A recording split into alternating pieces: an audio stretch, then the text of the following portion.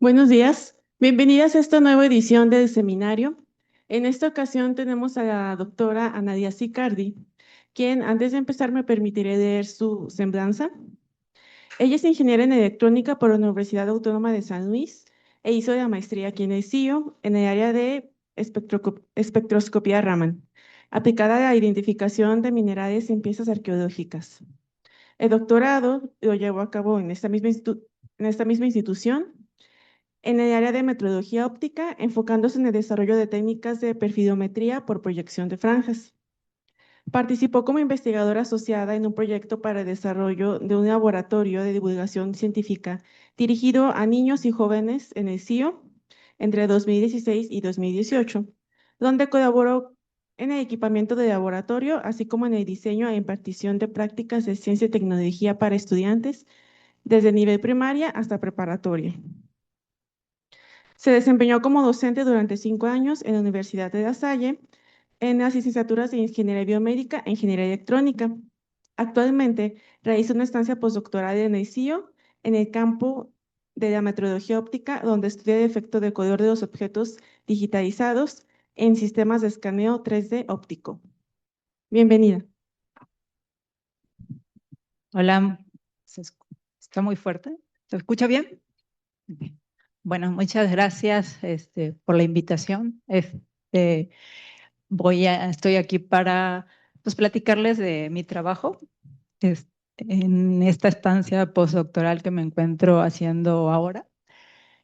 Y bueno, mi estancia es en el Laboratorio de Pruebas Ópticas y Mecánicas, en el área de metrología óptica, y les voy a hablar de una de mis trabajos que hemos realizado, que se llama compensación de la aberración cromática en sistemas de perfilometría de provisión de franjas, ¿no?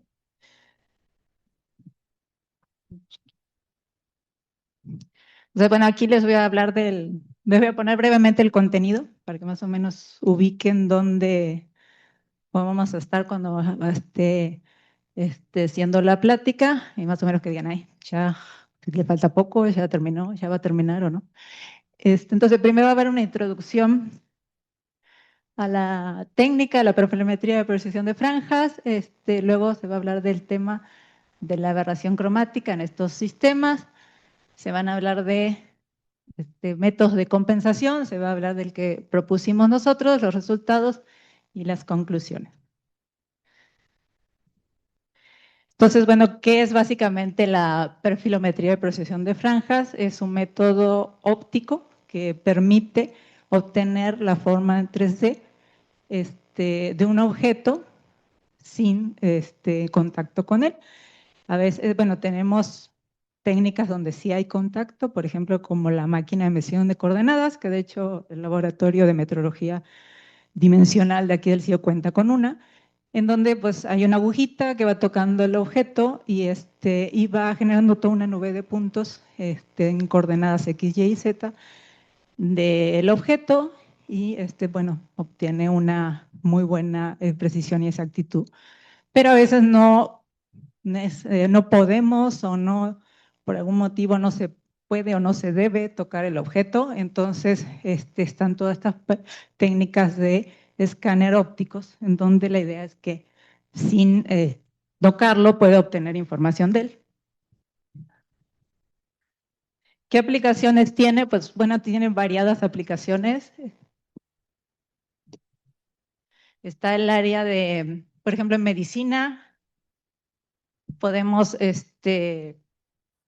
hacer seguimientos de lesiones en piel, se pueden hacer por medio de las diferentes técnicas ópticas de reconstrucción 3D. Tenemos en el área de, por ejemplo, donde actualmente se usa la técnica de precisión de franjas en medicina y es bastante usada, es en el padecimiento de la escoliosis. Esta enfermedad que pues a veces no saben cómo es que, bueno, enfermedad o padecimiento realmente, que no saben cómo se origina, donde la columna se empieza a doblar en forma de C o en forma de S, Y entonces necesitan hacerle seguido estudios, ir viendo cómo va evolucionando el paciente, si le ponen a veces corset o algo para mantener la columna lo más recta posible. Y entonces esos seguimientos se hacen con la técnica de precisión de franjas, de escáner 3D en precisión de franjas, porque eso evita que le tengan que hacer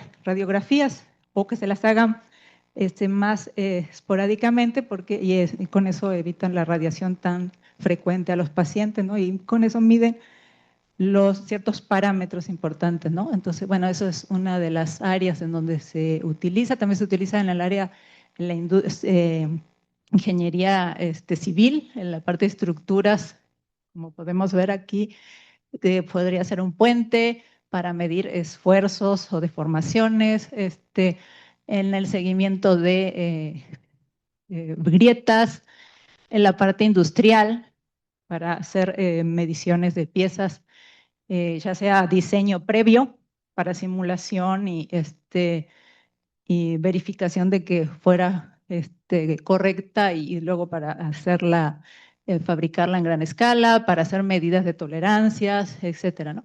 Y también en la parte de recuperación o preservación del patrimonio cultural, en donde pues los arqueólogos no quieren que toque las piezas, ¿no? Solo la miras y a partir de verlas saca la mejor información que puedas. Entonces, pues sí, necesitamos algo que solo las ilumine y de ahí sacar información, ¿verdad? La perfilometría de precisión de franjas consiste en proyectar, bueno, está catalogada dentro de las técnicas de escáner 3D de luz estructurada, porque es un patrón de luz estructurado, o sea, es conocido. En este caso son franjas, y se proyectan sobre un objeto, y con eso nos da, podemos obtener información de las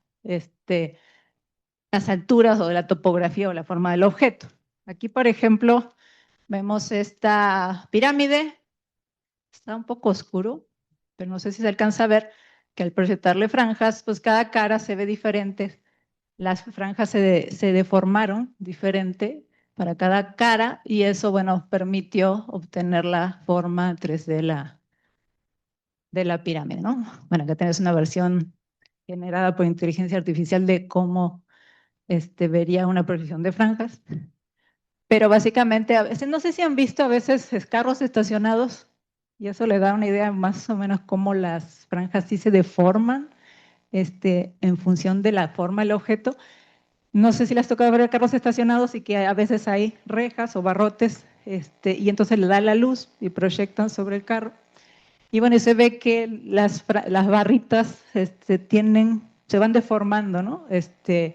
A medida que se proyectaron sobre el carro, y bueno, de hecho eso es parte de la información que necesitamos para obtener la forma 3D, ¿no? ¿Por qué es importante? Las técnicas de escáner 3D suelen ser bastante buenas, pero también puede ser de bajo costo, en donde la precisión a lo mejor no es tan buena y llega a unas 200 micras, o puede ser ya a un nivel más bajo y obtener unas buenas resoluciones, como hasta de pocas decenas de micras. Pero ¿por qué es importante esta exactitud en las mediciones, ¿no? A veces queremos escanear un objeto y no nos importa tanto qué tan cerca estamos del valor real, ¿no?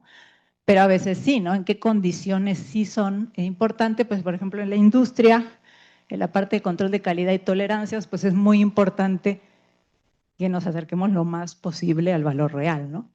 La medicina, cuando hacen estos diagnósticos, seguimiento de lesiones, por ejemplo, una aplicación real de la técnica de precisión de franjas es que se ha hecho un escáner para detectar y diferenció muy bien un melanoma de un nevus. En dermatología son muy importantes porque hay melanomas que se confunden mucho y no se sabe bien si es un nevus, o sea, un lunar o, benigno, o un melanoma, que ese ya sería muy importante tratar.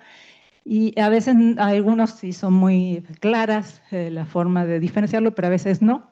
Entonces, con esta técnica de percepción de franjas se ha logrado obtener bastante buenas respuestas, resultados en este diagnóstico de diferenciarlos, ¿no?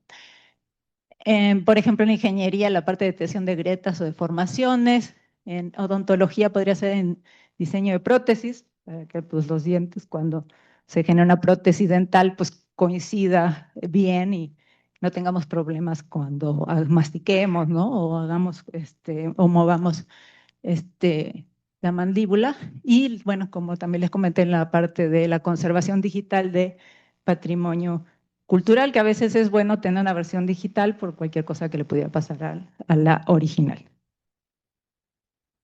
Un esquema así muy básico, más simple de proyección de franjas, es bastante accesible, porque pues solo necesitamos un proyector, una cámara, un plano, que sería nuestra referencia, pues aquí está nuestro objeto, y una computadora para procesar la información, ¿no?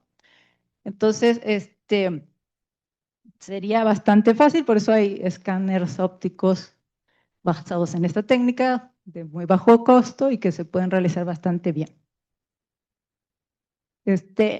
¿Cómo calculamos con este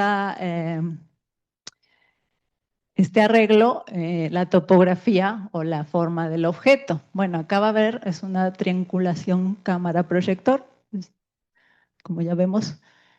Y la posición de cada punto en el objeto se calcula en base al ángulo que está formado entre la cámara y el proyector, y también los parámetros de distancias, ¿no? Entre cámara, plano de referencia, proyector y plano de referencia, ¿no? Y la fase, bueno, y esta deformación que le mostré de las franjas sobre el objeto nos da información, nos expresa directamente a través de una fase, que es la que nos importa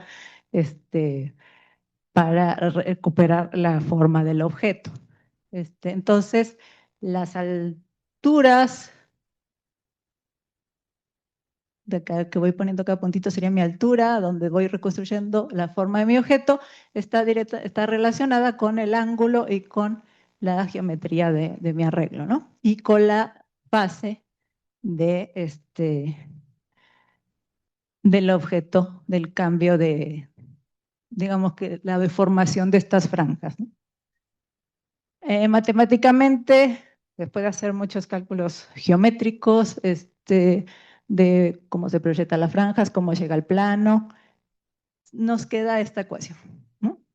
Si se fijan, acá está la distancia entre la cámara y el plano, o donde va a estar el objeto, y la del proyector. Y el ángulo, como les decía, acá aparece el ángulo. Y bueno, si arreglamos nuestro diseño de nuestro arreglo, lo ponemos de forma de que estas dos coincidan, o sea, que la distancia de la cámara al plano de referencia coincida con la distancia del proyector por el coseno, pues podemos hacerlo cero y obtenemos la versión como compacta de la ecuación. Acá vemos, bueno, estos son ejemplos de reconstrucciones que se han hecho por la técnica.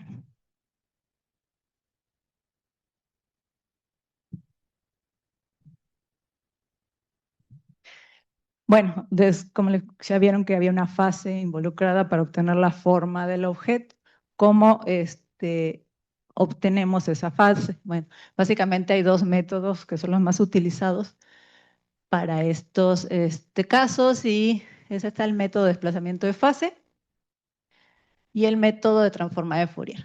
El desplazamiento de fase se basa en obtener, en este caso ponemos 6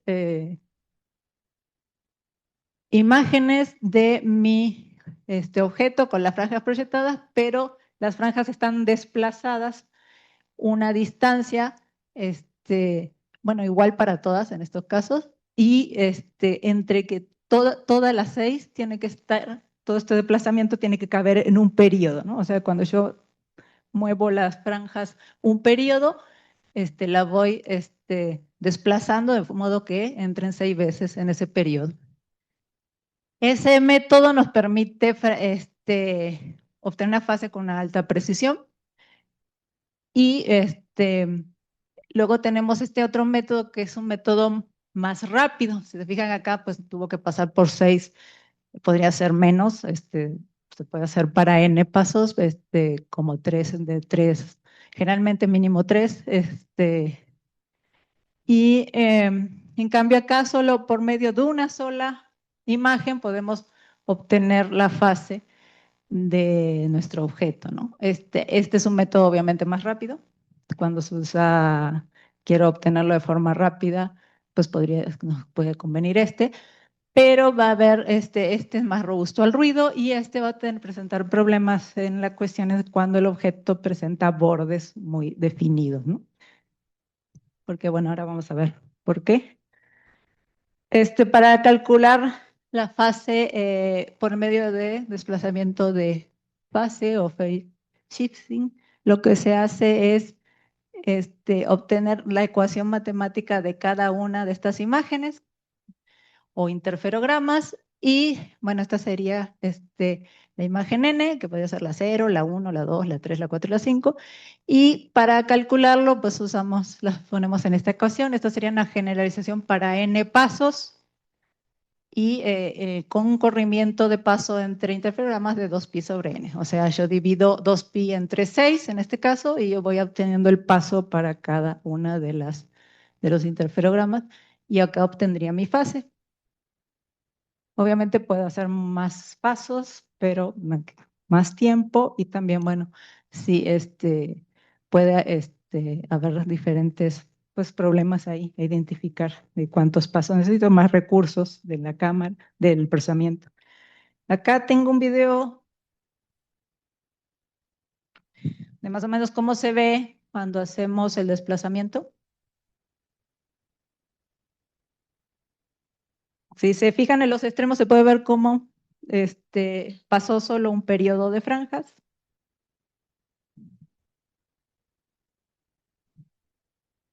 Y bueno, ya con eso ya tengo los 6 pasos y puedo reconstruir, ¿no? En este caso, ¿no?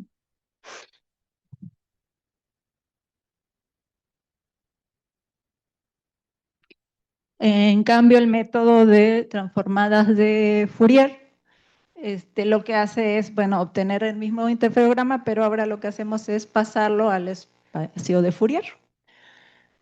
Entonces, bueno, si hacemos un corte de esta imagen, pero en el espacio de Fourier, vamos a obtener una forma así más o menos, donde esta diferencia entre el lóbulo central y el siguiente es la frecuencia que está relacionada con el periodo de la franja, y lo que se hace es filtrar la información y quedarnos solo con esto. Y luego nos regresamos al espacio por la transformada inversa y obtenemos ya la fase. Como ven, acá estamos filtrando, entonces va a haber información que se va a perder cuando son ya los que si conocen la transformada de Fourier, pues en imágenes sabrán que cuando filtramos estamos quitando las frecuencias, bueno, en este caso muy altas, podría ser, y entonces eso está relacionado con los detalles, entonces cuando un objeto presenta como un escalón o bordes muy puntiagudos, pues se va a perder y se va a hacer más suavizado, ¿no?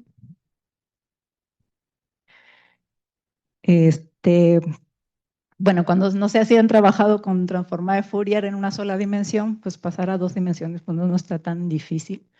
De hecho, yo pues trabajé primero con transformada de Fourier en una sola dimensión cuando trabajaba en el área de comunicación en la licenciatura y luego, bueno, pasar a 2, pues sí está un poco a lo mejor al principio entender por qué los dos, que ahora son dos variables, pero pues básicamente es lo mismo, ¿no? ¿Qué pasa cuando obtenemos la fase? Bueno, la fase queda, como se vieron, acá hay un arco tangente, en la anterior también, pero es un arco tangente en 2 dimensiones, ¿no? Entonces el codominio aquí sí pasa a ser entre menos pi y pi, y entonces nuestras fases siempre las obtenemos lo que se llama fases envueltas. Que si por ejemplo nosotros hacemos, nuestra fase era una semiesfera y hacemos un cortamos ahí con un perfil, vemos un corte y se viera así, en realidad nosotros cuando lo desenvolvemos nos queda así. Y luego hay algoritmos de desenvolvimiento, que hay muchos reportados, hay los programas tipo MATLAB y otros ya tienen el mismo comando que te desenvuelve imágenes, en donde pues va subiendo, le va notando estos cambios y los va subiendo y los va acomodando y obtenemos la fase desenvuelta, ¿no? Un método que utiliza Phase Stepping para hacerlo más, para tener más detalle, obtener más detalle de la reconstrucción, eh, pero con una sola toma, ¿cómo se podría hacer, no? Entonces, lo que se hace es utilizar codificación por color. Acá viene la parte del color en la que nosotros estamos trabajando. Entonces, ¿qué hacemos? Como una cámara color, si se fijan, hay tres sensores. Está el sensor rojo, el sensor verde y el sensor azul. Entonces dije bueno, ¿por qué no? Al sensor rojo le mandamos las franjas con un desplazamiento dado, al sensor verde las mismas franjas con el mismo periodo, pero desplazadas 120 grados, y al sensor azul otros 120 grados. Y aquí vamos a tener tres interferogramas en una sola toma, ¿no? Entonces estamos teniendo la rapidez de una sola toma, pero con más, a lo mejor con más de detalle de la reconstrucción usando phase stepping. Y más o menos se ve así cuando se proyectan las tres a la vez, desfasados. Y bueno, aquí vemos, por ejemplo, que tiene un desfase de menos 120, de 0 y 120, ¿no? Entonces aquí ponemos el objeto y podemos utilizar en una sola toma obtener tres interferogramas de una sola toma. ¿Qué ventaja tiene frente a la transformada de Fourier, que también es una sola toma? Bueno, permite recuperar una fase en donde no vamos a tener que filtrarla y entonces vamos a recuperar más detalles. Entonces, problemas con bordes definidos no va a haber y vamos a tener mejora de la resolución espacial. Pero, ¿qué problemas se presentan ahora? Sobre todo cuando estamos trabajando con color y también sin color. Algunos otros detalles que hay que tomar en cuenta en todos los sistemas de proyección de profilometría, de proyección de franjas. Y bueno, un problema es la aberración cromática, ¿no? Todas las lentes, en principio, tienen una aberración cromática, se pueden diseñar para minimizarla, eso ya lo vamos a ver. Problemas de crosstalk en el caso, por ejemplo, cuando se utilizan cámaras a color. Como dijimos aquí, si yo proyecto franjas en rojo, mi cámara va a capturar y el sensor rojo va a tener la mayoría de la información. Idealmente estos dos no deberían de tener nada porque no estoy proyectando nada ni en verde ni en azul. Sin embargo, si se fijan, siempre va a haber algo en el verde y en el azul. Entonces, lo mismo va a pasar con cada canal. Va a haber un como traslape o aliasing que le llaman, y entonces a eso se le llama crosstalk, ¿no?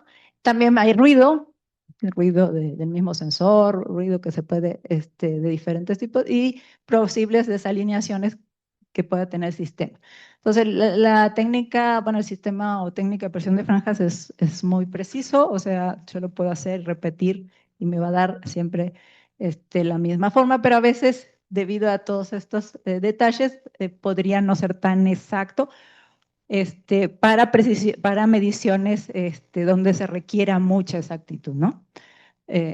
Porque estos van a introducir errores, ¿no? Entonces, bueno, la idea es mejorar estos detalles en la medida que sea posible, ¿no? Entonces, ¿qué es la aberración cromática? Pues si nosotros tenemos una lente y llega luz blanca, va a pasar a través de la lente y se va a refractar la luz, pero no se va a refractar de la misma forma para todas las longitudes de onda, ¿no? Cada longitud de onda se va a refractar ligeramente diferente y va si nosotros tenemos un plano imagen, va a enfocarse en un plano diferente, ¿no? Eso va a generar que se vayan a ver las imágenes, dependiendo de dónde esté, borrosas, ¿no? A eso se le llama aberración cromática axial. Pero también cada una va a tener una magnificación diferente. Entonces, mis franjas, en el caso de que estamos proyectando franjas, van a tener magnificaciones diferentes dependiendo de qué color sea. Y bueno, a veces se les llama aberración cromática lateral. Que sean borrosas, a la técnica de proyección de franjas no le afecta tanto. Porque es como que estuvieran un poco filtradas solamente las franjas. Pero sí le afecta la parte lateral. ¿Por qué? Porque si yo proyecto mis 3 canales con desplazamiento, por ejemplo, de 120 grados, idealmente yo lo que quiero es esto, pero debido a la aberración cromática se me va a dar esto, que cada uno va a estar desplazado con un desplazamiento que yo no diseñé. Y como yo no diseñé este tendría que corregirse para obtener la recuperación de la fase correcta, porque si no, acá solo yo estoy asumiendo que es esta, pero en realidad es esta, entonces ahí voy a tener problemas en mi recuperación y ahí van a haber errores en la forma.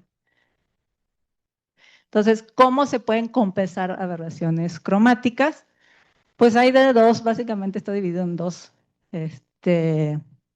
formas. Una es por hardware, donde pues la idea es que hacían diseñando lentes con ciertos, a lo mejor, materiales especiales o recubrimientos, se puede hacer que cada longitud de onda caiga en el mismo plano con la misma magnificación.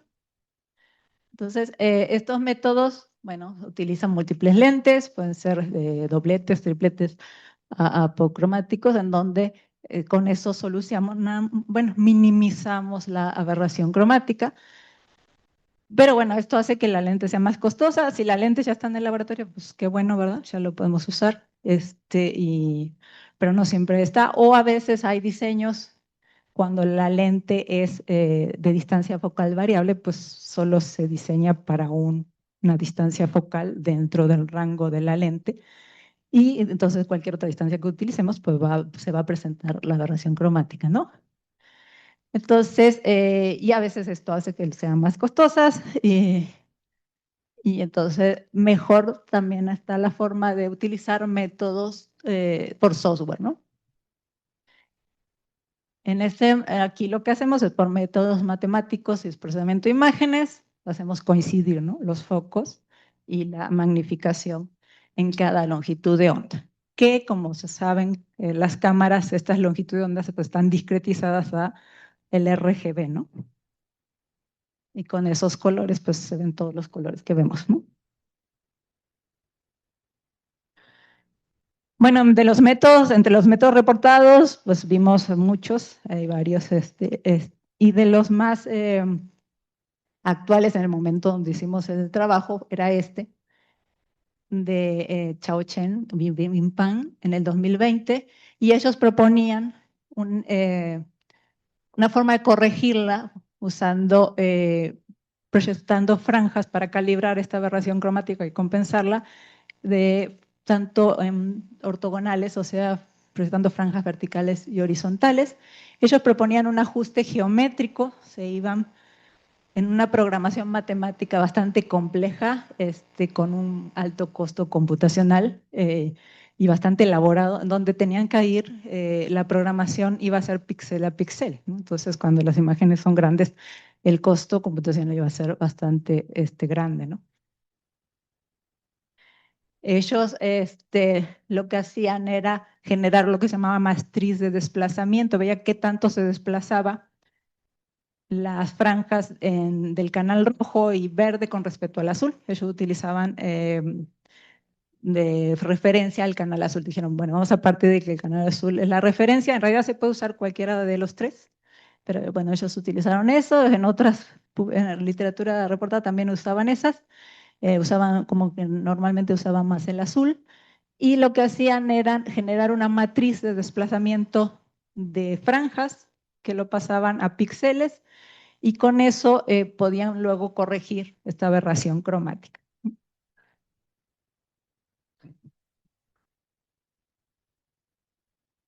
Entonces, bueno, nosotros propusimos un método que era basado en el de ellos, pero mejorando en el que simplificábamos esta parte de la complejidad matemática y computacional del método. Y ese es el que les voy a platicar.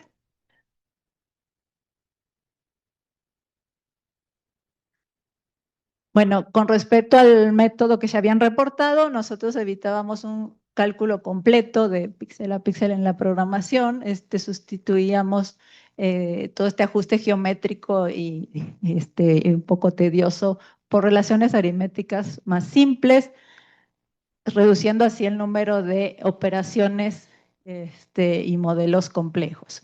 Y entonces esto genera una forma de implementación más rápida y mucho menos carga computacional, procesamiento por parte de la computadora. Entonces la idea es primero obtener para calibrar la aberración cromática de la cámara, digamos, tenemos un arreglo donde tenemos la cámara y le proyectamos franjas, pero proyectamos franjas por medio de un proyector o una pantalla, un monitor o una pantalla LCD. Acá, entonces, las franjas salían del monitor, ¿no? A esto, a diferencia de cuando estamos haciendo la medición en un objeto, es que pues aquí las franjas se están generando en el monitor, ¿no? ¿Y eso qué pasa? Que los monitores cuando pues, están formados por píxeles y cada píxel tiene una geometría. Si lo vemos con un microscopio, vamos a ver. Ahora hay muchas tecnologías, entonces hay que ver cada monitor que diseño tiene, pero el nuestro era de barritas verticales, donde es una barrita roja, una barrita verde y una azul, ¿no? A veces están dispuestas en otras geometrías, ¿no? Entonces, ¿qué pasaba con este monitor? Nos estaba agregando en la calibración, que queríamos quitar la aberración cromática de la lente, nos estaba agregando un error que se le llama sistemático, que es que, pues si nosotros proyectamos franjas verticales, pues la franja roja, nos va a quedar aquí, la franja verde va a estar un poco desplazada y la azul también. Entonces eso también estaba generando un desplazamiento cuando proyectábamos franjas verticales. Si las hacíamos horizontales, no, porque pues estaba el rojo y aquí apagado, pero pues en principio se ve rojo y luego verde, pero seguía estando en la misma posición cuando las franjas eran horizontales, pero no así cuando las franjas eran verticales.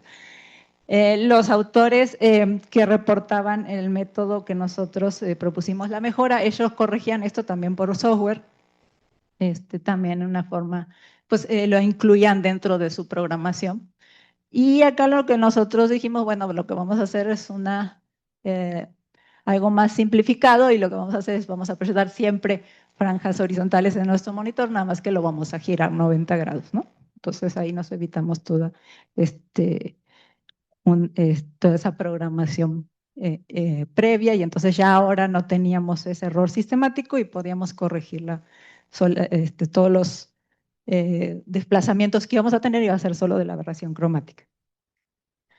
Aquí este artículo es donde solo corrigen el error sistemático, en los que también hacen referencia los autores que les platicaba. Y aquí ellos proyectan franjas circulares para resolver por medio de software este error sistemático. Entonces, bueno, la calibración del sistema lo que hacíamos era proyectábamos, así como se vio en la imagen anterior, proyectábamos primero franjas rojas, luego franjas verdes y luego franjas azules. Y con eso podíamos calcular una diferencia de fase entre los canales, ¿no? Siempre, en este caso, considerando el azul como referencia. También lo hicimos para comparaciones con el método, porque ya todos usaban el azul como referencia. Y entonces, con esto corregíamos el desplazamiento del canal verde y el canal rojo y lo poníamos, lo adecuábamos para que todos estuvieran con el mismo, se compensaran con respecto al azul. Entonces, de esa forma encontrar esa desviación entre píxeles. Entonces, la diferencia de fase, que calculábamos la fase del canal azul, la fase del canal verde, por ejemplo, y le hacíamos su diferencia, lo mismo con el canal rojo y con el canal azul, y encontrábamos que esa diferencia de fase se podía traducir mediante una relación proporcional a una diferencia en píxeles que se podía luego compensar, ¿no? Entonces, la matemática al final aquí se redujo bastante a solo tener pues la fase, la diferencia entre el canal rojo y el azul y la del verde y el azul, y para cada uno de estos se aplicaba esta ecuación. Estas ecuaciones están relacionadas con cómo desenvolver la fase de una forma absoluta. Cuando nosotros restamos fases envueltas, pues tenemos ahí problemas si no están por una cuestión de cuando se desenvuelven hay un origen que es relativo, que tendría que ser el mismo para que se mantuviera, pudiéramos hacer la resta correctamente, entonces mejor nos evitamos ese problema usando este método y así obteníamos la fase de cada uno de la diferencia de fase entre cada uno de los canales y esta diferencia de fase estaba relacionada con respecto al periodo de franjas de las franjas azules y la fase que teníamos. Ahí con esta relación calculábamos la diferencia de esta diferencia entre fases entre cada canal y el azul. Y luego eso se lo sumábamos a nuestras coordenadas del canal, de cada canal, tanto en X y en X y en Y, del canal verde y del canal azul respectivamente. Y básicamente, pues con estos pasos nos evitábamos toda la programación compleja de previamente reportada. Entonces, los de los resultados que obtuvimos, bueno, primero se hizo una simulación en donde se le puso que la aberración cromática entre el canal verde y el azul era 5% y entre el canal rojo y el azul era el 10% y se le agregó un ruido aleatorio de distribución uniforme del 2.5% y se obtuvieron, bueno, estas son las gráficas de cómo se vería la aberración. En principio en el centro no hay aberración y bueno, esta es una forma de visualizar la aberración cromática, ¿no? En los resultados podemos ver que esta, como era simulado y era una aberración bastante grande, no sé si alcanzan a ver, desde aquí sí se ve, pero no sé si desde más lejos, que se pueden ver como unas sombras rojizas y azules en en las franjas, ¿no? Eso se veía aquí cuando hacíamos un corte, se veía que estaban desplazadas, ¿no? Hacia el centro no, pero hacia los extremos se ven desplazadas. Y cómo mediante nuestro algoritmo propuesto, nuestro método, pues se compensaba ese desplazamiento y ya aquí no se veía esa aberración cromática que sí era notoria en este caso. Bueno, eso fue la simulación porque era bastante grande la aberración que se le puso, 5% y 10%, pero en la realidad pues puede variar, pero no suele ser tan grande, ¿no? Entonces los resultados experimentales nos dieron esto para la diferencia de fase, si se fijan, aquí estamos en valores en la simulada eran valores más grandes y acá tenemos valores mucho más pequeños de fase. Y esta fue la obtención de nuestra diferencia de fase entre el canal verde y el azul y entre el rojo y el azul para ya experimental con la lente que usamos en el laboratorio, ¿no? Acá lo pasamos a píxeles. Si se fijan, es bien poquito lo que se desplaza. Y acá es ya la parte experimental con la misma de que estarán las franjas sin compensación de la aberración cromática. Y acá si se fijan, acá está muy pequeña la desviación, pero aquí se ve que se desvían y aquí como que ya están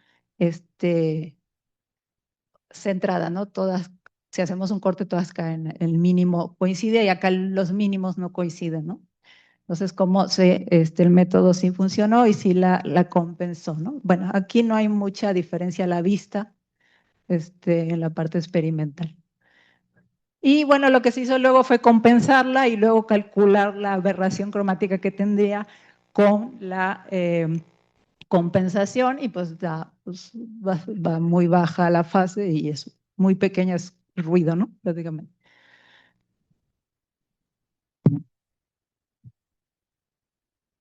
Luego se hizo un cálculo de error cuadrático medio y desviación estándar, y en donde usamos cómo se veía sin compensar y con compensación, ¿no? Los valores, y bueno, estos eran bastante del orden de los que ellos reportaban. Entonces, pues nos dimos cuenta que iba bien la investigación, ¿no? El trabajo. Y bueno, como conclusiones presentamos un método más simplificado de cómo compensar la aberración cromática en lentes, que luego se van a utilizar en la técnica de precisión de franjas, de la profilometría de precisión de franjas. Y bueno, mostraron los resultados que fueron simulados y también experimentales, que se minimizó bastante bien la aberración y dando una buena precisión y calidad, que bueno, que es necesaria para este tipo de sistemas, y evitamos toda parte del error sistemático, simplemente girando el monitor 90 grados, ¿no? Entonces, bueno, ese trabajo fue presentado, fue publicado. Aquí le pongo las referencias de pues los 3 artículos que mencioné en la plática, ¿no? Obviamente hubo muchos más en la parte bibliográfica, pero estos son como los más importantes y bueno, fue el que nosotros publicamos, ¿no? Bueno, este trabajo fue en colaboración con el doctor Juan Antonio Rayas y con la doctora Amalia Martínez García, que es, la doctora Amalia es responsable del laboratorio de pruebas ópticas y mecánicas. Aquí tienen una vista para que vean cómo se ve desde 2 puntos diferentes del laboratorio. Y bueno, aquí fue donde se hizo toda la investigación. Y bueno, gracias por su atención. Aquí les dejo mi correo, de aquí ya no se vio, pero este código se los dejo porque es un código que los lleva a un canal de YouTube donde compilé un montón de videos cortos, shorts, de divulgación de la ciencia, por si no tienen que hacer, están aburridos y no saben qué hacer. Ahí se ponen a checar y aprender. Bueno, a ver qué les parece, pueden darme comentarios y sugerencias. Bueno, gracias por su atención.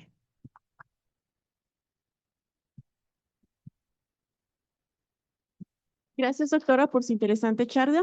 Vamos a dar espacio a las preguntas.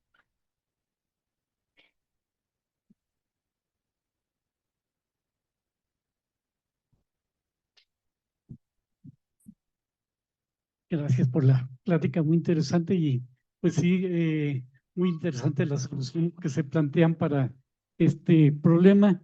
Respecto al método de proyectar las 3 franjas ya en 3 colores diferentes, 3 canales desplazados, y así ahorrarnos la mitad de las exposiciones, suena muy interesante, pero entiendo que las 3 franjas son de la misma frecuencia espacial, ¿verdad?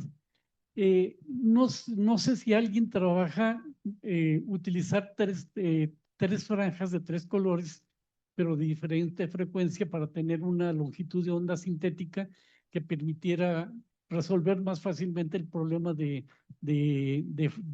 desenvolvimiento de fase, ¿verdad? Es una pregunta.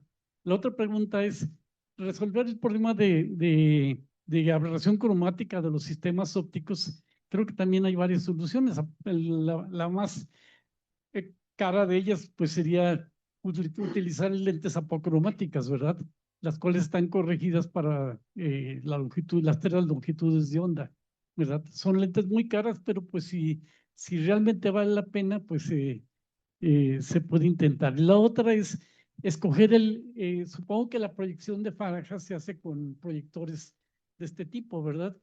En los cuales hay dos tipos de proyectores, el que tiene tres fuentes de luz de tres colores y que coinciden, ¿verdad? Como los monitores que tienen tres juegos de 3 píxeles separados una cierta distancia y entonces tenemos el problema que se ha mencionado, ¿verdad? La otra solución, los proyectores más económicos, y se nota porque cuando uno les pasa la mano se ven la separación de colores, en realidad es un solo emisor, pero tiene un filtro que está rotando y entonces garantiza que los tres emisores están en el mismo lugar. Y aun cuando son más económicos, son un poquito más lentos, están chopeados, digamos, y tienen ese problema, se pueden utilizar y entonces no hay este problema de este tipo de aberraciones, ¿no? No sé si se ha considerado el tipo de proyector para generar las franjas. Gracias. Ok, a ver, voy en orden. La primera, ay, ya se me olvidó. Sí hay, nosotros no lo utilizamos, sí hay reportes de proyección, la verdad acá no se tuvo en cuenta, se puede checar esa opción, porque ahora lo que estábamos era arreglando la parte de la aberración cromática, pero sí hay sí hay varios métodos donde se utiliza también cambios también no solo, no es el periodo, no es constante, ¿no? Con respecto al segundo, que era así, sí hay, lo que comentaba hay, pero a veces, bueno, es que a veces no hay disponibles, ¿no? A lo mejor uno llega al laboratorio, tiene que hacer eso, ¿y cómo le hago si no tengo y a lo mejor lo pido comprar, pero luego, pues, no, que no hay dinero, pues, tienes que arreglar con eso, entonces, pues, es una alternativa, ¿no? A cuando no hay ese tipo de lentes o pues la distancia focal no coincide justo con cuando es mínima esta aberración, ¿no? Y con respecto a los proyectores, sí, esa es la siguiente parte, la que ya estamos trabajando, porque ahora solo estamos corrigiendo, todo esto solo corregimos la cámara, pero los proyectores también tienen lentes y también tienen obviamente aberración cromática y entonces también es lo que se está haciendo ahora en el trabajo. Sí está la opción de varios tipos de proyectores, en el que estamos usando es que, como usted dice, el del disco giratorio, pero bueno, también depende de la tecnología de cada proyector. Pero bueno, la idea es hacer la corrección ahora del sistema completo, que es lo que se está trabajando. ¿Más preguntas?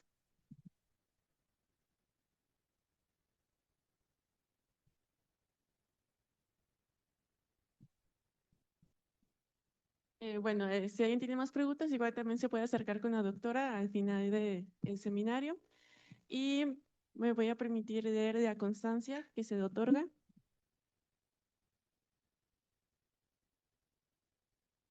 El Centro de Investigaciones en Óptica CIO, otorga la presente constancia a la doctora Analia Sicardi Segade, que evalúa su participación en el seminario de investigación con la ponencia titulada Compensación de la aberración cromática en sistemas de perfilometría de proyección de franjas, que se llevó a cabo el 6 de febrero del presente año, firmada por el doctor Efraín Mejía. Gracias.